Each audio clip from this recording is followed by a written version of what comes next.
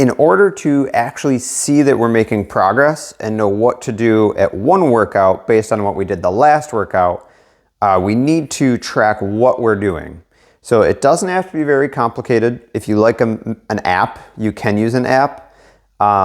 If you like spreadsheets, you can use spreadsheets. This is what I've found to be the simplest for people, including myself over the years. It's just a nice booklet. So if you are early on and you're just tracking the cardio and stretching, this is kind of what it would look like. So you have your date, and I know these dates don't line up with the actual day. Say this is Monday, which it's not. You have the date, what you did, how long you did it, how much you did, and if you want, you can also put the heart rate. So that's the intensity. That's how hard it was. As long as you're huffing and puffing to a point that you can talk but not sing, it counts as cardio. But that's if you really like numbers, making sure that you're really in the right spot. You can do your age predicted heart rate for a low to moderate intensity and put it there.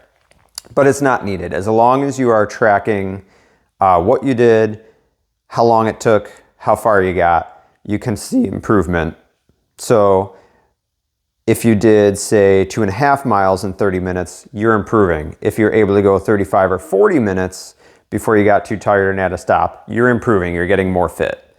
So up to you with that. But you can see how one day, say you walked, the next day you did a bike, the next day you walked, biked, got a little inspired and decided to try more of a jog. So you didn't last as long, but you got a good distance compared to the walk. And then the next day you were tired after the jog, so you just went for a nice hike with the family. Went some sightseeing, but there are hills, so you were huffing and puffing, so you got it there.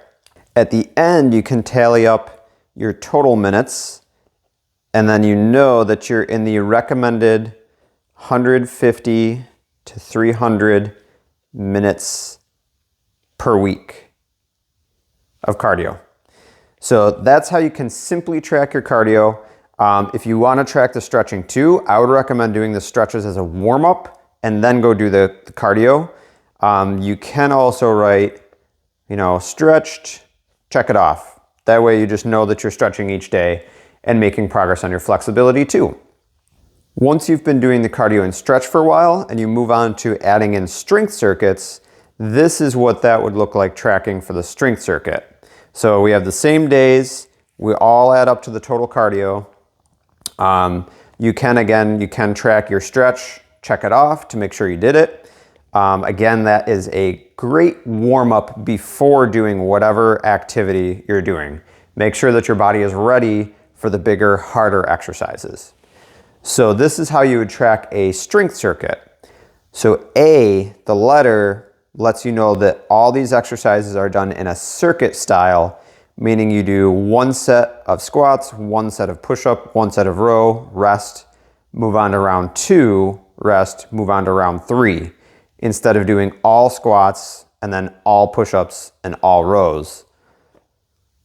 So the A lets you know it's a circuit, and then the number lets you know what order that exercise is in the circuit. So say Monday, we do the goblet squat, that's our lower body. We have an upper body push, that's our push-up, and an upper body pull, that's our TRX bodyweight row.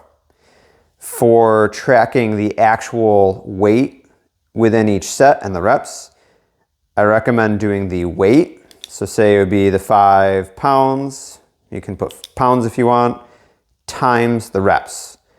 So that you would do a set of 5 pounds, 10 reps at the goblet squat, and then you would move on to the push-ups for 10, the bodyweight row for 10, rest. Round 2, you did 10 pounds for 10 reps of the squat, moved on to 12 reps of the push-ups and 12 reps of the row. So you're getting a little warmed up, you're starting to perform better. Now the third round, you're starting to get a little tired. You still got 15 pounds for the goblet squat, but you only got 9 reps, and then 8 reps of the push-ups and 9 reps of the rows. So that's your full body strength circuit. And then I also recommend tracking the total minutes, Because in these circuits you're huffing and puffing, they count as strength training and cardio. So that's your cardio minutes. And then the next day you do your cardio. So you walk 30 minutes, 2 miles. The next day you do another strength circuit. This time we have, so same format. This time we have a deadlift. So you have your weight times reps for the overhead press, and the pull down, weight times reps. So you have round 1, round 2, and then round 3. And each time you see the weights going up, we have our total minutes. The next day we do cardio, so you can see how it's alternating. One day is a strength circuit, next day is cardio, help you recover. And then strength circuit, cardio to recover, strength circuit, cardio to recover. So the next day we have bike, 35 minutes, 7 miles. And then we do our final strength circuit of the week.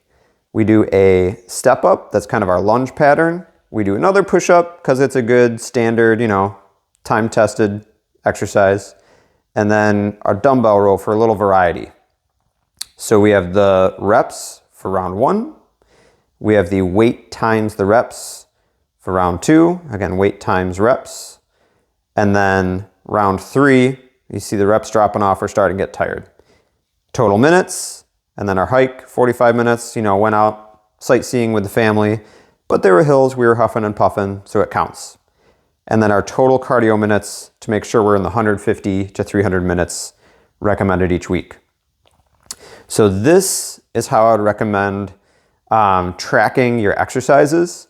That way, from week to week, you can look at, okay, the last time I did squats, I got 15 pounds for 9 reps.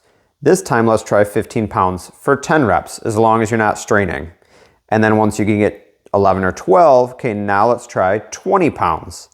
That's how people progress. A lot of times we don't track what we're doing, so we don't know from workout to workout what we need to do in order to improve and actually make progress. So make sure you track however you like. This is how I recommend. Tried and true, just a simple journal. But again, if you like apps, you can do an app, you can do a spreadsheet, however you want to track. Just keep it simple so you can actually make progress.